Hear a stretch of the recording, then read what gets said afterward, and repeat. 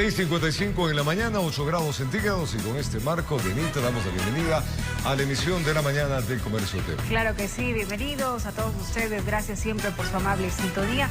Importante información con la que arrancamos en esta jornada y por supuesto titulares también que han marcado la jornada, como el empate de nuestra selección con Argentina. Veamos qué dice Diario El Comercio, sesión impresa que ya está en nuestra mesa de trabajo.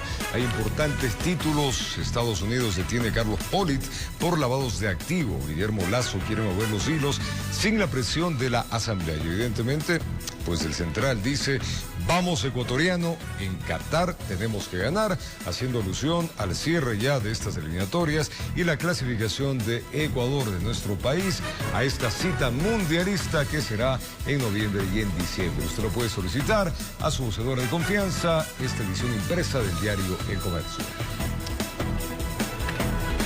Arrancamos inmediatamente con las noticias. El presidente Guillermo Lasso anuncia que gobernará mediante decreto ejecutivo. Y esto se da ante la pugna de poder que existe con la Asamblea Nacional. Veamos. El presidente de la República, Guillermo Lasso, busca la manera de gobernar. El primer mandatario indica que la Asamblea se ha convertido en un obstáculo, pero que su plan debe seguir. Por ello, anunció alternativas. Para actuar sin contar con la Asamblea Nacional y también dentro de la ley ver la manera a través de la cual con decretos ejecutivos, con reglamentos a las leyes, podamos dar las respuestas que esperan todos los ecuatorianos. Algo que respalda su bancada. Vamos a poner ejemplos claros. No se aprobó la ley de inversiones, no se puede lograr un proceso de inversiones para atraer empleo a este país.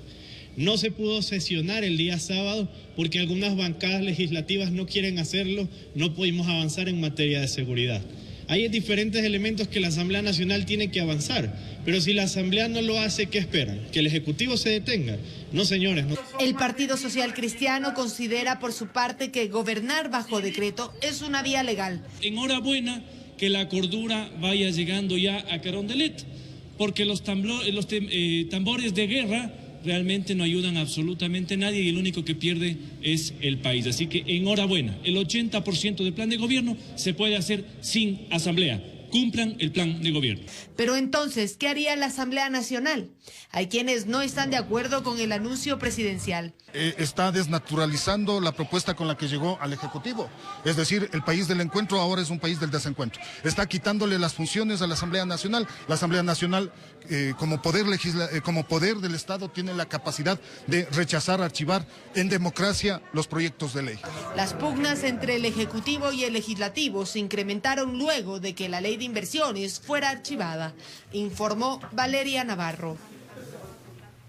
Y más noticias, porque caos en la Asamblea Nacional, la sesión del Pleno nuevamente se suspendió. Bueno, y esto porque además de pedir respuestas al jefe de Estado por supuestos casos de corrupción por parte de 5 legisladores, se busca crear una comisión que evalúe las autoridades del Parlamento.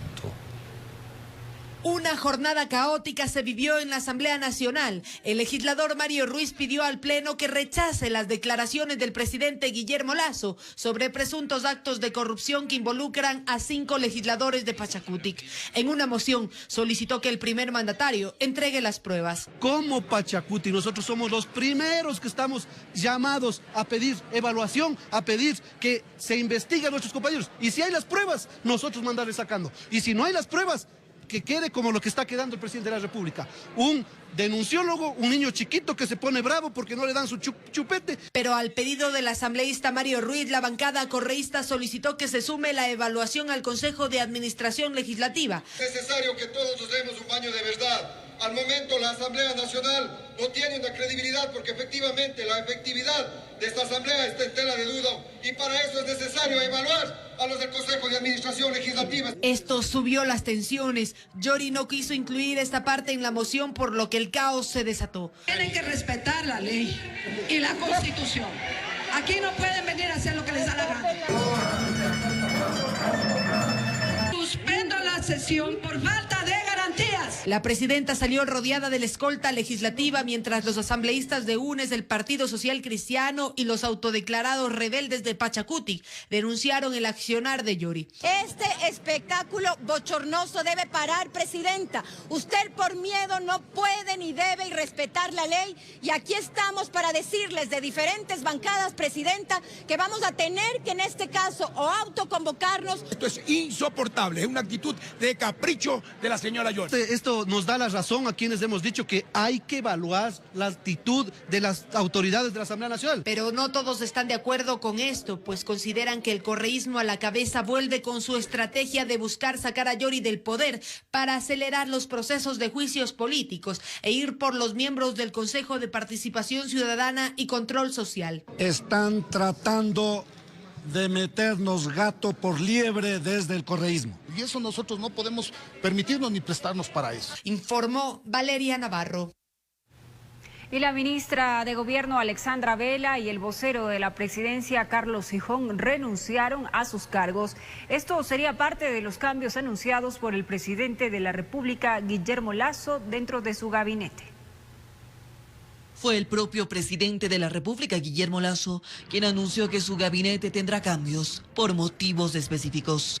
Vamos a hacer algunos ajustes y de manera oportuna haremos los anuncios. Horas más tarde de estas declaraciones, la ministra de Gobierno Alexandra Vela informó mediante su cuenta de Twitter que deja su cargo. Al no coincidir con la línea política establecida por el presidente Guillermo Lasso para enfrentar la crisis agudizada por la Asamblea Nacional, presenté mi renuncia.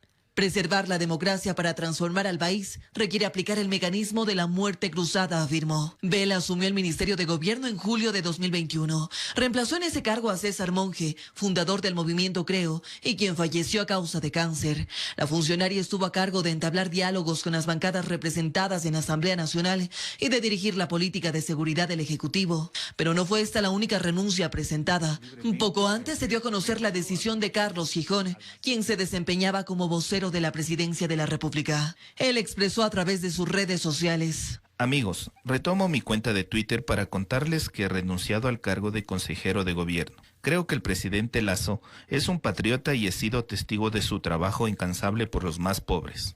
Estoy seguro que tendrá éxito. Que Dios bendiga al Ecuador. Carlos Gijón, quien es un abogado y periodista, se incorporó a la administración de Guillermo Lasso en octubre pasado, cuando el país enfrentaba una crisis carcelaria. Informó Ismenia Solórzano. Y el presidente de la República, Guillermo Lasso, aceptó la tarde de este 29 de marzo la renuncia de Alexandra Vela al cargo de ministra de Gobierno. A través de un comunicado, el mandatario le manifestó su agradecimiento por los servicios prestados a la nación. El nuevo jefe de la cartera de Estado será Francisco Jiménez, quien se desempeñaba como asambleísta de Creo en la Comisión de Desarrollo Económico. En su conversatorio semanal, el presidente de la República ratificó las denuncias contra el líder de la izquierda democrática, Javier Hervás, a quien acusa de evadir impuestos y negociar decisiones políticas. El primer mandatario señaló que su gobierno no pactará con ningún partido para aprobar leyes. Tras el archivo de la ley de inversiones, el presidente de la República aseguró que su gobierno buscará los medios para que su proyecto pueda concretarse a pesar de la negativa del legislativo. Gobernaría con decreto ejecutivo, con reglamentos a las leyes. Hay alternativas y hay caminos. Uno de aquellos es la consulta popular, que la estamos trabajando, a la que me voy a dedicar de manera especial esta semana. El primer mandatario indicó que insistirá en aprobar proyectos clave para su gobierno, como la ley laboral. Yo me comprometí a algo que estamos cumpliendo, es llevar a cabo un proceso de socialización de la ley laboral. La verdad, tengo muy poca esperanza en la Asamblea Nacional. Creo que a la Asamblea Nacional poco le importa el Ecuador. Con respecto a las acusaciones levantadas contra Javier Hervás, el presidente Lasso insistió en que el SRI debe investigar sus declaraciones. En 15 años de trabajo como emprendedor, ha pagado solo $3.000 de impuesto a la renta y ha pagado el triple en impuesto a la salida de divisas. El jefe de gobierno indicó que sus denuncias contra el líder de la izquierda democrática no se hicieron públicas hasta contar con las pruebas suficientes. ¿Y por qué no lo hizo antes? Bueno, porque no había la información, porque no había el momento, porque no era el timing adecuado. El presidente también rechazó los señalamientos de evasión en su contra. ¿Quién tiene corona en el Ecuador para que no se lo fiscalice desde el punto de vista tributario? Absolutamente nadie. En mi caso personal lo han hecho durante los últimos 15 años. Guillermo Lasso no descartó diálogos con distintos sectores políticos, sin embargo enfatizó que no pactará con quienes hayan traicionado los intereses nacionales. Informó Álvaro Terán. Vamos a una pausa y al retornar. Gracias por acompañarnos. Vamos a contarles que el excontralor Carlos Pollitt fue detenido en Estados Unidos. Así lo confirmó el Departamento de Justicia de ese país. El exfuncionario será procesado en el distrito de la Florida por el presunto delito de lavado de activos en el caso de Odebrecht. Una noticia que sin duda generó expectativa en todos los ecuatorianos. La detención del excontralor Carlos Pollitt en Miami, Estados Unidos. Así lo dio a conocer el Departamento de Justicia de ese país a través de este comunicado. Según se detalla, la acusación para Pollitt se formuló el pasado 24 de marzo, pero finalmente se difundió este martes. Aquí se especifica que entre los años 2010 y 2016, el excontralor habría recibido más de $10 millones en pagos de sobornos de la constructora Odebrecht a cambio de beneficiar a la firma brasileña en los informes de la Contraloría. Se señala además al exfuncionario de influir en las acciones de la entidad para beneficiar a sus negocios en Ecuador. También es acusado de recibir un posible soborno de un empresario ecuatoriano en el año 2015 para ayudarlo con determinados contratos relacionados con una empresa de seguros del Ecuador. Según la información, Carlos Pollitt está acusado de un cargo de conspiración para cometer lavado de dinero, 3 cargos de encubrimiento de lavado de dinero y 2 de participación en transacciones de propiedad derivada de acciones delictivas. En el caso de ser hallado culpable, el excontralor podría recibir hasta 20 años de cárcel por cada cargo de lavado de dinero y conspiración para cometer este ilícito, y hasta 10 años por cada cargo de participación en transacciones de propiedad derivada de actividades delictivas. Recordemos que aquí en Ecuador, el exfuncionario afrontó 2 procesos, uno por concusión en el caso Odebrecht, en el que recibió 6 años de cárcel, y otro por asociación ilícita, juicio que no se podía instalar porque el exfuncionario se encontraba prófugo. Informó Ismenia Solórzano. Y a la demanda de inconstitucionalidad presentada por un colectivo ciudadano de Quito se suma otra del gobierno nacional con la que se pretende dejar sin efecto las amnistías otorgadas por la Asamblea Nacional. La acción constitucional la presentó la ministra de Gobierno de ese momento, Alexandra Vela. 19 días son los que el Ejecutivo se tomó finalmente para decidirse presentar una demanda de inconstitucionalidad por las amnistías otorgadas en la Asamblea Nacional, un total de 268. La Asamblea Nacional, bajo la cobertura de tratar de incluir la protesta social y la resistencia social en los hechos suscitados en octubre del año 2019, han tratado de colocar dentro de esta amnistía personas que han incurrido en delitos que son delitos comunes y que están expresamente excluidos por la Constitución del otorgamiento de una amnistía. Alexandra Vela llegó a la Corte Constitucional con el documento en la mano, preocupada que las protestas del 2019 se repitan y al final del día, hechos violentos se perdonen con amnistías. La Corte lo que va a analizar es si es que la resolución relativa al otorgamiento de las amnistías que votó la Asamblea Nacional con 99 votos de sus representantes cumplió los requisitos constitucionales del otorgamiento de una amnistía. Y a su criterio no. Y si estos efectivamente observaron y respetaron los derechos de todos los involucrados en este proceso. A mi juicio, no cumplió. Pese a haber presentado la demanda, no descarta solicitar al legislativo también se tramiten amnistías para miembros de la fuerza pública. Analizaremos la solicitud de la amnistía. ¿Para cuándo? en el momento en el que viene a continuación, ahorita, el primer paso es la demanda de inconstitucionalidad. ¿Por qué razón? Porque en el momento en que discutimos una decisión de la Asamblea Nacional, debemos discutirla en el lugar en el que debemos hacerla. Y la discutimos jurídicamente, yendo a quien debemos ir. Así ya suman 2 demandas de inconstitucionalidad contra las polémicas amnistías, informó Héctor Romero.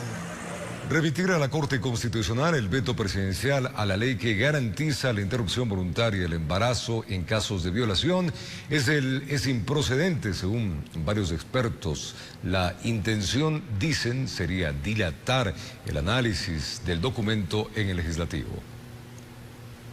Una posible inconstitucionalidad en las objeciones del Ejecutivo a la ley que garantiza la interrupción voluntaria del embarazo en casos de violación. Es lo que sostiene la Comisión de Justicia de la Asamblea. La misma aprobó un informe que recomienda al Pleno remitir el texto del veto presidencial a la Corte Constitucional. Pero ¿cuál es la opinión de los expertos? Lo que está haciendo actualmente la Comisión de Justicia es arrogarse funciones que no le competen, está viciando el procedimiento de formación de la ley. Pero no existe la posibilidad en la Constitución de que la Asamblea Nacional interprete que pareciera que hay ahí una objeción de inconstitucionalidad. Los expertos consultados sostienen que este no es el camino, ya que el primer mandatario no ha vetado por razones de inconstitucionalidad a la ley del aborto. Hizo 61 observaciones al documento. Pero si él no lo dice expresamente en el veto, es decir, si él no veta por inconstitucionalidad, no existe forma de enviar a la Corte Constitucional para el análisis. Y para tratar de bloquear al Ejecutivo o en su defecto lavarse las manos, van a hacer este tipo de consideraciones para enviar a la Corte Constitucional. Consideran que no se suspende el plazo de 30 días previsto para el trámite de la objeción parcial. Se necesitan 70 votos para sacar adelante el veto y 92 votos para mantener el texto original. Que es el riesgo más grave, ¿no es cierto? Es que no se cumplan con los 30 días para que la Asamblea Nacional o ratifique su texto o se allane a las observaciones del Ejecutivo. Va a entrar en vigencia por el Ministerio de la Ley. Es decir, que ni siquiera la propia Asamblea Nacional se va a ratificar en sus textos. Este miércoles varios colectivos presentarán una acción de incumplimiento a la Corte Constitucional por el veto parcial a la ley de aborto en casos de violación. Informó Priscila Cadena. Y el Consejo de la Judicatura arrancó oficialmente con el concurso de selección de 14 jueces que se dedicarán a la lucha contra la corrupción y crimen organizado. Para la creación de la nueva unidad judicial, el Gobierno Nacional aportará con más de $1,5 millones. Juzgar delitos de corrupción y crimen organizado. 5 meses es el tiempo que se pone de plazo, es decir, hasta agosto de este año, el Consejo de la Judicatura, para contar con 14 jueces para lo que será la nueva unidad especializada en delitos de corrupción y crimen organizado. Para este concurso hemos entregado $1,600,000 a fin de que el concurso se realice lo más pronto posible. La corrupción es una enfermedad heredada que la gente buena y honrada de este país la combate todos los días, pero a la vuelta de la esquina se encuentra con la novedad de que el crimen organizado intenta permear en los tejidos de nuestras instituciones y sociedad. La convocatoria oficial la efectuó la Judicatura encargada del concurso público y pretende contar con los mejores perfiles de profesionales del derecho, por lo delicado que será el trabajo. En sus manos estarán 44 tipos penales, 7 relacionados con corrupción y 37 de crimen organizado. La unidad juzgará delitos complejos como peculado, enriquecimiento ilícito, cohecho, pero también secuestro, trata de personas, tráfico ilícito de sustancias, delitos de lesa humanidad, explotación sexual de personas y otros. La dependencia estará ubicada en el centro de Quito con accionar a nivel nacional. La Embajada de Estados Unidos en nuestro país aportará con $500 millones. Cuando bandas delictivas buscan romper la institucionalidad de los países, ponen en peligro la democracia, el Estado de Derecho y la paz social. Es necesario entonces construir un nuevo escenario jurídico pragmático y adecuado para responder a estas nuevas realidades. A la iniciativa se suma la Unión Europea, motivada por la gestión del régimen para hacerle frente a la corrupción. La Unión Europea está desarrollando un programa de emergencia para el fortalecimiento del sistema penitenciario con 2,5 millones de euros de fondos no reembolsables. De esta forma, Ecuador le declara la guerra a bandas transnacionales, informó Héctor Romero. Y en el país, 327.000 personas se inscribieron para rendir el test Transformar y poder acceder a la educación superior. En la jornada se registró ausentismo en algunas provincias. La CNCIT informó que los aspirantes podrán acogerse a una reprogramación. Con mucha expectativa llegaron los postulantes a una de las sedes habilitadas de Quito. En un tiempo de 1 hora con 30 minutos rindieron el test Transformar. En esta ocasión no se reportaron fallas técnicas en la plataforma. Todo fluyó con normalidad, ningún inconveniente. Yo estoy para seguir la carrera de licenciatura en inglés o gastronomía. Quisiera estudiar administración de empresas. Entonces quisiera estudiar en una pública, me sale más conveniente. Dylan Flores se preparó por varios meses para el examen. Esta es la segunda ocasión que intenta estudiar una carrera profesional. Confía en haber obtenido un buen puntaje para cumplir con su sueño de ser arquitecto. Sí, pienso que tengo una buena nota y quisiera seguir arquitectura. Esa es la profesión que quisiera seguir. A escala nacional, 327.000 personas se inscribieron para el examen y así obtener un cupo en la educación superior. Sin embargo, en las sesiones programadas hubo ausentismo. Quienes no pudieron rendir podrán solicitar una reprogramación bajo razones justificadas. Estas personas que no se conectaron tendrán la posibilidad de incorporarse a la sesión de reprogramación para la próxima semana, siempre y cuando sus argumentos y sus justificaciones sean las adecuadas. La prueba Transformar tiene 160 preguntas que miden habilidades y aptitudes sobre comprensión verbal, atención y concentración, razonamiento lógico y desarrollo numérico. Está incluido un test de orientación vocacional. Lamentablemente el tiempo se me hizo muy escaso y no logré responder 6 preguntas. Esta evaluación permite obtener 50% del puntaje para acceder a la educación superior y el otro porcentaje corresponde al récord académico o las notas de grado. Las calificaciones se entregarán en los próximos días. Informó Priscila Cadena. En otro tema, 15 adultos mayores que han sido abandonados reciben asistencia en un albergue municipal de Guayaquil. En la siguiente nota les contamos algunas de estas historias. Luis Sandoval, de 70 años, vivía en esta especie de garita en el norte de Guayaquil, donde se ganaba la vida como guardián. De un momento a otro dejó de caminar y los moradores se contactaron con la empresa pública de Desarrollo, Acción Social y Educación DACE para que sea trasladado al albergue Volver a Soñar. Yo he evitado mejor ser carga. No quería molestar a nadie. Pues. ¿Cuántos hijos tiene? 3 hijos. Yo trato de contactarme más bien, pero ellos no los puedo ubicarlos. ¿Qué tiempo que no saben nada de ellos? Como unos 5 años. ¿Ellos saben que usted está acá? Unos vecinos le dijeron que estoy por acá, pero sin embargo ellos no han venido. Pues. Ahora tiene 2 meses viviendo en este albergue municipal, donde están a cargo de su cuidado integral. Terapia, hay movimientos de manos, brazos, canta uno, hace trabajo manuales. Y es bonito, aquí lo llevan a pasear, mejor que mi casa, y la comida y la vivienda. ¿Ha hecho amigos? Sí, bastante. O sea, ¿ya no se siente solo? Ya no, me siento alegre. Otros 2 adultos mayores fueron abandonados en otro punto del norte de la ciudad. Se trata de Georgina, de 84 años, y Froilán, de 92.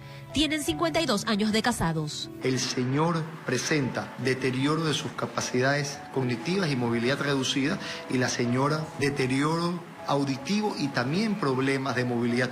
Tienen reposo, tienen su cama, tienen 5 comidas, tienen atención psicológica y los talleres productivos. En días pasados les contamos el caso de doña Luz María, de 86 años, quien fue abandonada en la iglesia San Francisco. Luego de ser sometida a evaluaciones médicas y recibir apoyo en este albergue, fue trasladada al Hogar Corazón de Jesús. en donde ella va a estar cómodamente con el seguimiento necesario y permanente. Según el gerente general de la DACE, 41 personas que han sido abandonadas o se han encontrado en situación de calle están en el albergue municipal. 15 son de la tercera edad. Estamos contactándonos con los familiares. Si nosotros determinamos estas dinámicas, que la familia no está apta para atenderlos, los trasladamos a alguna de las instituciones con las que tenemos convenio. Y aunque ahí están contentos porque entre ellos han conformado una nueva familia, de todas formas extrañan a los suyos. Que me vengan a visitar. Yo los amo a ellos. Son mis hijos. No los puedo acusar de nada, porque es mi sangre. Que me vengan a ver. Informó Roselena Vascones. Y con el pasar de los días, amigos, la desesperación se apodera de los esmeraldeños que tras el terremoto el fin de semana, muchos se quedaron prácticamente en la calle. Las autoridades brindan ayuda, sin embargo, dicen los moradores no ser suficiente. Es como si la desgracia hubiese caído sobre Esmeraldas. El sismo del sábado de 6 grados y sus réplicas dejaron a muchos de los pobladores durmiendo en la calle. Las casas están partidas, destrozadas, tienen miedo, pues la tierra los sorprende el rato menos pensado. Duermen en las aceras y ya nada es seguro, ni siquiera las viviendas construidas con tanto esfuerzo. Alcanzamos a pararnos y empezaron a caer escombros sobre la cama. Cayó una pared sobre la escalera, mi esposo tuvo que patear aquellos escombros para poder nosotros terminar de salir. Como puedes ver, esa es mi casa, la parte del frente todo destruida. Ahora que por los altos niveles de delincuencia que existen en el cantón, dicen los afectados, temer por su seguridad. Tenemos que cerrar la calle para que en moto no puedan ingresar a intentar robar. Cae la noche y en Esmeraldas hay dolor, pero también hay esperanza. Ayuda de los mismos vecinos aportando para la alimentación. Un granito de arena dicen que servirá para que en medio de la tragedia muchos no vayan a dormir con el estómago vacío. Hemos repartido como unos 800 panes, chocolates, todas estas cosas. Las cifras son lamentables. La gobernadora Tania Obando las dio a conocer. Personas afectadas, 823. Personas damnificadas, 332. Viviendas afectadas, 217. ¿Sí? Tenemos centros de salud que fueron afectados, 7. Existen al menos 42 viviendas destruidas que ya han sido evaluadas y que recibirán ayuda del gobierno. Van a ser construidas con un valor de un monto de $15,000 en un terreno que va a ubicar la Municipalidad de Esmeraldas. Mientras brigadas trabajan en la zona del desastre, paciencia piden las autoridades a los moradores, aunque estos tengan que pernoctar en plena vía pública, informó Marilyn Jaramillo. Y la Cámara de Comercio de Quito habilitó un centro de acopio para recibir donaciones de empresas y de la ciudadanía para apoyar a las familias damnificadas tras el enjambre de sismos registrados en Esmeraldas. Las donaciones para las familias damnificadas por el enjambre de sismos registrado en Esmeraldas se recibirán durante toda la semana. Se recogerán alimentos no perecibles, agua, ropa, colchones, kits de emergencia, insumos de aseo personal y pañales. Incluso puede mantenerse eso durante toda la próxima semana, 24/7, o llegan a la noche, de madrugada igual, en planta baja en recepción, solo golpean, obviamente el guardia les va a recibir y va a mantener todas las donaciones que puedan llegar. La Cámara de Comercio de Quito, en coordinación con la Prefectura de Esmeraldas, llevarán los donativos hasta la provincia para entregarlos de forma ordenada. Siempre pedimos que no sea lo que ya no nos sirve, sino que en realidad lo que puede servirles a otros. Además, levantarán información para conocer las necesidades específicas de cada familia afectada. También buscamos como Cámara poder brindar ese apoyo a través de nuestros socios, a través de personas de buen corazón y obviamente quienes se puedan acercar, bienvenidos sean. Varias empresas privadas se sumarán a esta campaña denominada Esmeraldas nos necesita. La convocatoria solidaria también está publicada en las redes sociales con el hashtag Esmeraldas nos necesita, informó Sofía Vintimilla. Y pese a la gran desgracia ocurrida en el sector de Marianza, en la ciudad de Cuenca, a causa de los múltiples derrumbos ocurridos el fin de semana pasado, 7 son las familias damnificadas por este desastre. Hasta el momento hay 4 personas encontradas fallecidas y se busca a desaparecidos. Hasta el momento se mantiene la cifra de 4 fallecidos en los múltiples derrumbos y aluvión ocurrido el pasado domingo en la vía Cuenca-Molleturo, sector Marianza. Se mantiene la búsqueda de algunos desaparecidos. Oficialmente, son 7 familias damnificadas y algunas afectadas por este desastre. Las tareas de evacuación de la inmensa cantidad de piedras y lodo continúan contra reloj para abrir por lo menos el paso peatonal y paliar en algo la incomunicación entre la ciudad y los sectores rurales. Pero la magnitud, la fuerte, es en este sector. De hecho, el punto 1 ya fue el día de ayer evacuado, el punto 4 fue hoy día de mañana evacuado, estamos trabajando en el 3. Otra de las consecuencias de estos 6 derrumbos es la afectación a 3 importantes plantas de agua potable que ha dejado a decenas de miles de usuarios sin el líquido vital. El problema está siendo solucionado con la entrega de tanqueros de tapa y del cuerpo de bomberos. Estamos trabajando con el personal. Esperamos en el transcurso de la mañana poder solventar este problema y volver a recuperar la reserva y el servicio. Se espera que tanto el problema vial en los tramos afectados por los derrumbos, producto del temporal lluvioso, así como la falta de agua potable, se terminen pronto para el restablecimiento de la normalidad en la provincia. Esperemos el día de mañana ya encontrarse en este punto 2 y terminar de abrir la trocha para poder llegar ya con agua potable en tanquero, que es lo más importante, y por supuesto todo lo adicional que es alimentos, vituallas, que de hecho sí se está llevando. Hemos venido con un seco, una agüita, un guineíto con lo que podemos aportar un grano de arena. Desde la ciudad de Cuenca informó Francisco Ramírez. Y más de 300 indígenas que viven en centros Guaurani al interior de Pastaza perdieron sus cultivos. Esto debido a las inundaciones por el desbordamiento del río Curaray. Las lluvias son incesantes en el centro de la Amazonía. El invierno se prolonga. Las lluvias no dan tregua en el centro amazónico. 6 comunidades del territorio de los Guaurani, en el interior de la selva de Pastaza, sufren las consecuencias de una nueva acrecentada del río Curaray. Bomberos del cantón Arajuno recorrieron durante 3 días la zona afectada, constatando los daños dejados por la inundación y levantaron un informe al respecto. Ellos fueron afectados, daños en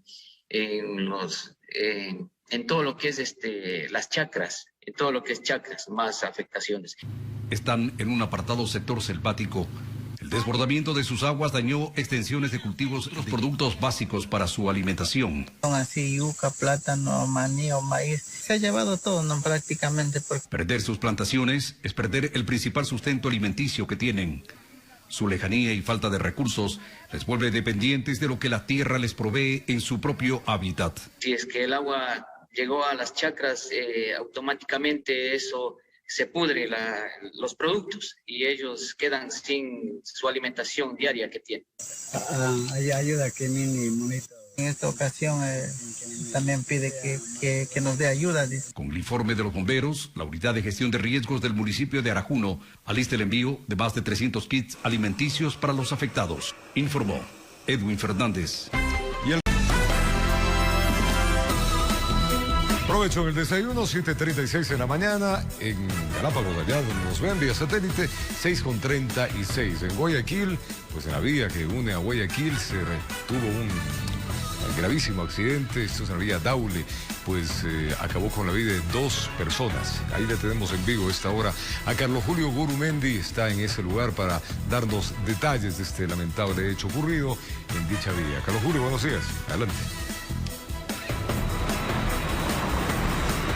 ¿Qué tal? Muy buenos días, compañeros, amables televidentes de todo el país. Efectivamente, un trágico accidente se registró esta madrugada, 4 de la mañana de hoy día, miércoles, aquí en el puerto principal, justamente en el ingreso a la ciudad de Guayaquil, en el kilómetro 20 de la vía a Daule. Tenemos imágenes de lo impactante de cómo quedó el vehículo de alquiler amarillo destrozado.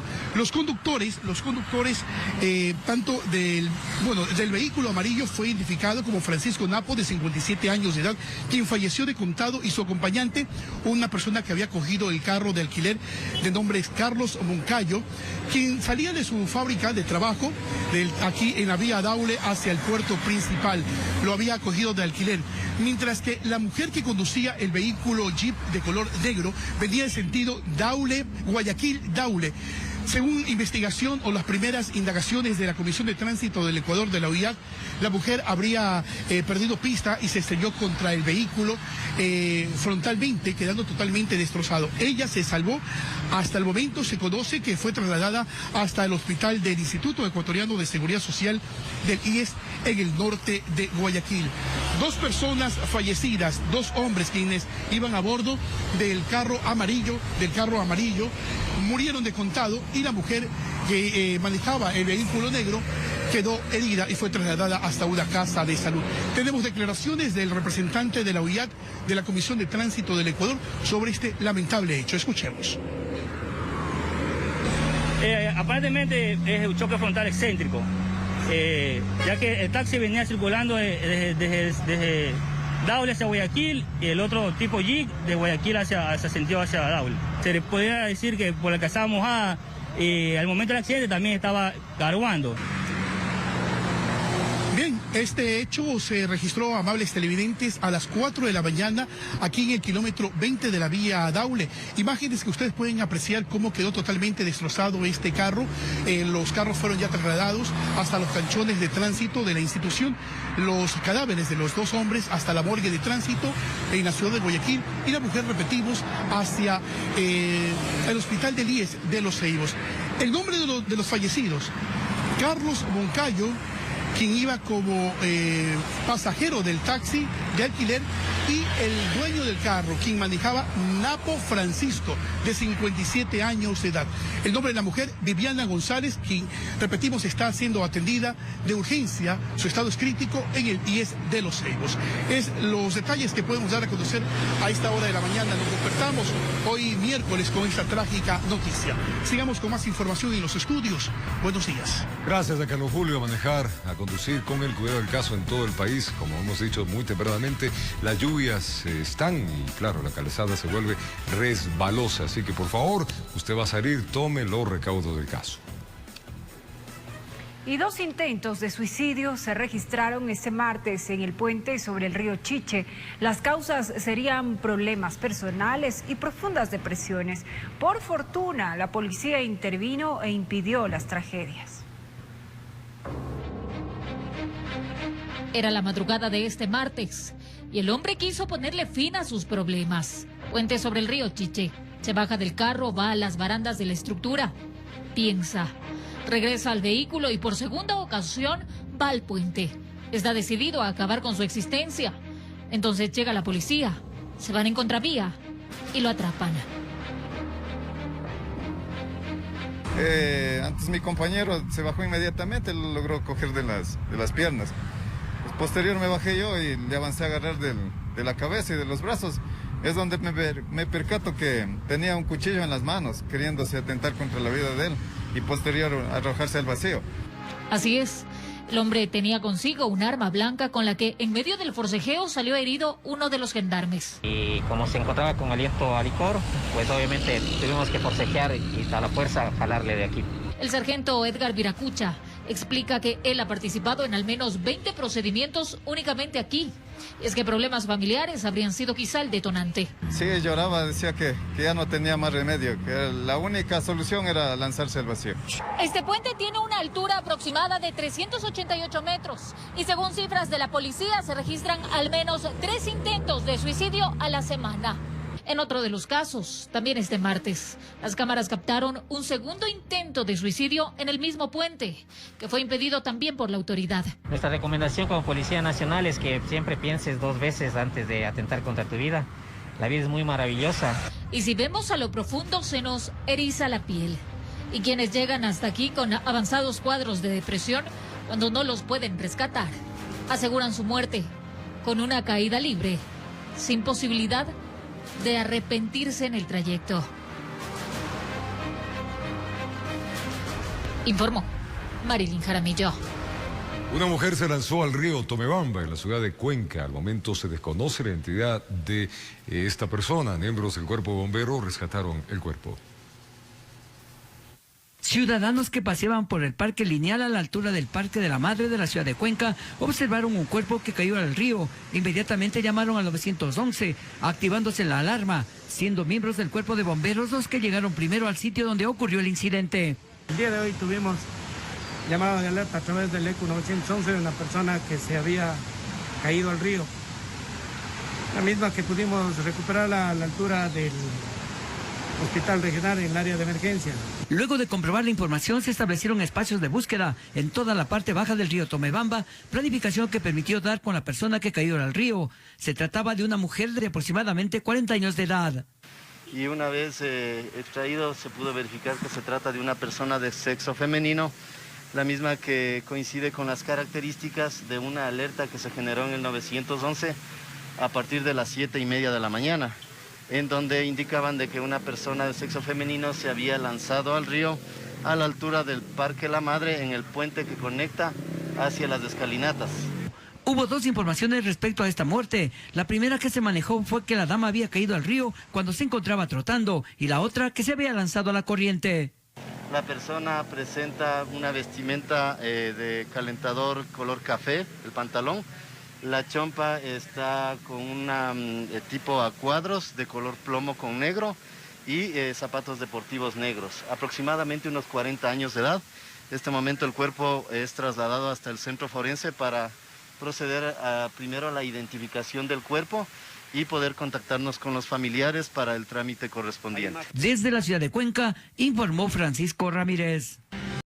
Una gran eliminatoria de Ecuador, sin duda, partidos complicados, otros goleados, un camino que al iniciar lo veíamos bastante difícil, una selección que no existía y tampoco un técnico, pues todo eso cambió a lo largo de estos partidos en que se ha demostrado un recambio extraordinario. Y de esta forma, pues nuestro seleccionado cerró su participación en estas eliminatorias con una fiesta en el Monumental, tras empatar 1-1 con Argentina. El gol de la tricolor lo hizo Ener Valencia.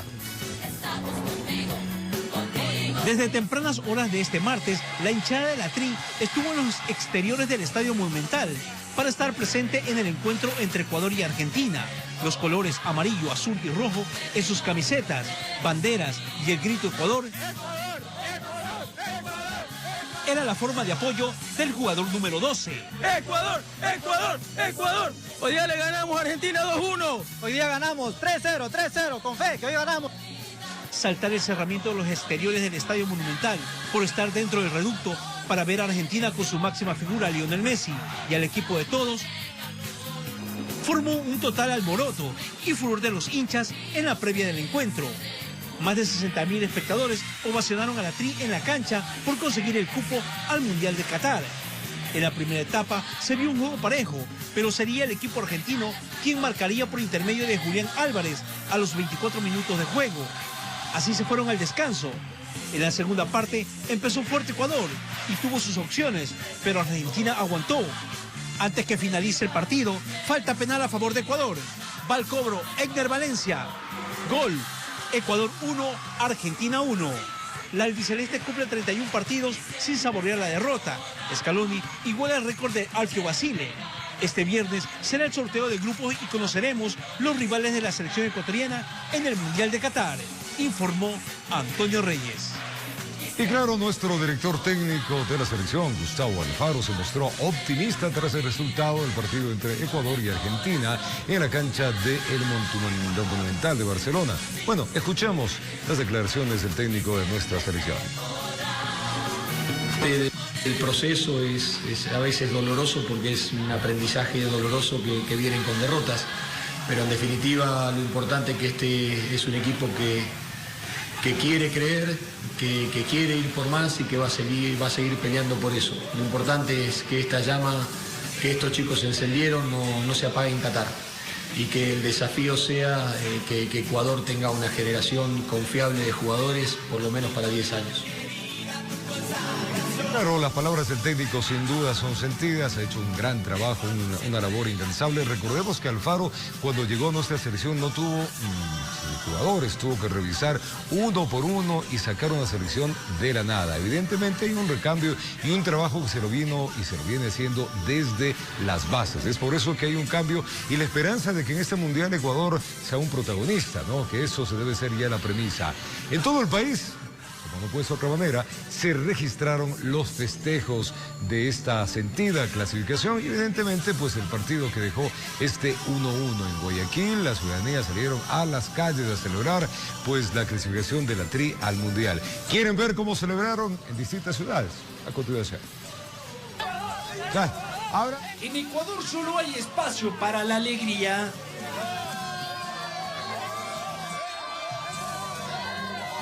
Las calles de todas las ciudades se pintaron de amarillo, azul y rojo tras el empate entre nuestra selección y Argentina, lo cual selló la clasificación de la Tri al Mundial de Qatar 2022.